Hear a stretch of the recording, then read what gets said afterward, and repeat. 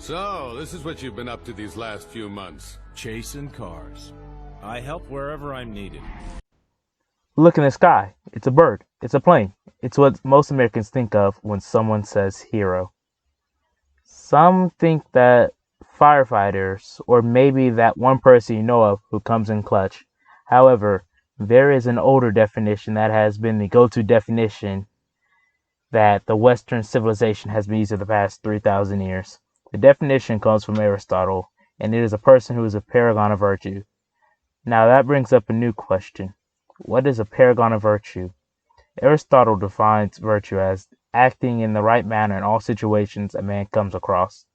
Virtue is built through repeated actions that has actively been chosen as a person does what's right. As a man becomes more virtuous through building a habit of doing the right thing, even when it becomes easier to ignore the responsibility of the right thing. Thus, through the habit of virtue, a man becomes a model of what it means to be a man of excellence, or a paragon. By definition, a paragon is a model of excellence or perfection. Now, with both terms defined, a paragon of virtue would be someone who has made a habit to follow the heroic virtues. What are the virtues when practiced that makes one a hero? In order, the virtues are prudence, fortitude, justice, and temperance. What is prudence? Because of the root of the word, most people will think that prudence is a woman who is strict in how she handles herself. Contrary to popular belief, this is not where prudence is. In heroic context, prudence is the ability to govern and discipline oneself by use of reason. As a result, a hero will have to look at the reality of a situation and use the right reason to make the correct decisions. This is the first virtue that a person must build for reason. It is a necessity, for when right reason is not used, disaster happens. In real life, the summer 2020 riots was justified in the minds of the rioters that destroying people's private property is acceptable for protest because of insurance, and that people would value human life over private property. Reality hit most of the rioters like a truck when their flawed reason came into contact with real people. As a result, while people largely supported police reform, the destruction of the rioters hardened the hearts of people to police brutality and the need for reform. If the rioters had practiced prudence as a virtue, the goal of police reform would have been accomplished, as a plurality of people would have saw the police injustices and felt they needed to be fixed. With that, the simplest way to build prudence is to understand humans are rational beings with a fixed nature. Even people who believe human nature can be changed will do the seemingly rational thing and attempt to change it. Case in point, the writers believe that a person would not shoot them for vandalism if they argue by doing so means the shooter values material goods over human life. That shows the importance of building prudence in day-to-day life in order to make one's life easier. By building prudence as a virtue, the next virtue, fortitude, falls in place like one domino after another. Fortitude is defined as strength of mind that enables a person to encounter danger or bear pain or adversity with courage. Fortitude has a similar root to the term fortress, which is from the Latin word fortis, which means strong. That being said, a hero's mind is supposed to be tough like a fortress. Due to a hero's mind being built as an impenetrable bastion, he is able to think clearly in most situations and react clearly. In real life, this would be a father working a physical job day in and day out in order to provide for his family. Fortitude is what allows him to practice prudence and keeps himself in the job that provides. Ironically enough, Homer Simpson shows a strong habit of diligence and fortitude in the early seasons of The Simpsons. I do stress early seasons.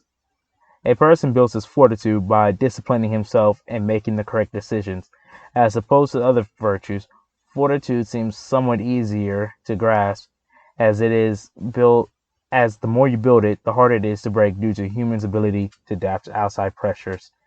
It's kind of like rolling a rock downhill. Sure, you can stop it, but it's easier to just let it keep rolling. Justice tends to be overlooked as a virtue, as it seems once and only an action for the situation. However, heroic justice is something that must be practiced in all interactions. Justice as a virtue is defined as rendering to a person what is his or hers due. A crude analogy would be an eye for an eye, as that is a radical statement that means no matter your position in life, you are held to the same standard as others. Since justice is rendering a person their due, one can see this as a way to show love to humanity. In the English language, we have one word for love, which tends to encompass all forms of the word. Because of that, we are told to love one another. We get the idea to treat all humanities like friends or closer. Since we are human, we have a limited amount of space, so to speak, for that kind of intimate love.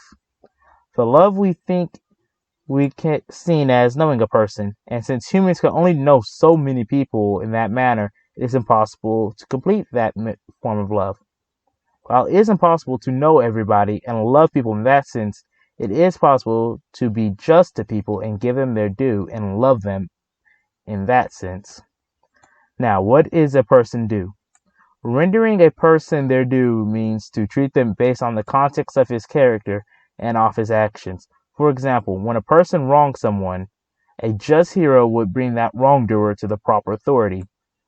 With the proper foundation built with prudence and fortitude, being just to others comes as a repeated habit and of second nature. There is a part of virtues that make the hero that must be moderated, as prudence unchecked leads to foolishness. Fortitude unchecked leads to repression and a fall from form. Justice without context is just reckless revenge. A hero has built a virtue of temperance to stop such vices from taking over. Now, when most people think of temperance, their mind tends to wander to the temperance movement of the early 20th century with the prohibition of alcohol. That does get the meaning of the word, which is in habitual moderation and the indulgence of appetites or passions. By being able to know when we had enough, a man can become a paragon of temperance. Since a hero has temperance, he will be able to balance sloth and diligence from his vices. A famous example I could think of is Iron Man's in Demon in the Bottle. Tony Stark shows that he has a temperance as a virtue that he is building. The significance is that it is showing how to make the right call even when the voice is calling to you. An important part to know about temperance is that it does not mean a complete and total ban on personal pleasures, because humans need some reward.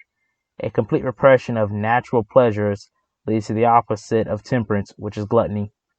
An example of temperance and proper balance could be Superman, who is able to indulge in the pleasures of being a normal human, as Clark Kent, where he is able to relax with his guard down. In short, the heroic virtue of temperance is the habit of not being consumed by sloth and gluttony. The four virtues of a hero are often called the Cardinal Virtues for short. As cardinal virtues, they become the hinge for what a heroic life is. Superman becomes the American example of what a hero is because of his actions for the cardinal virtues.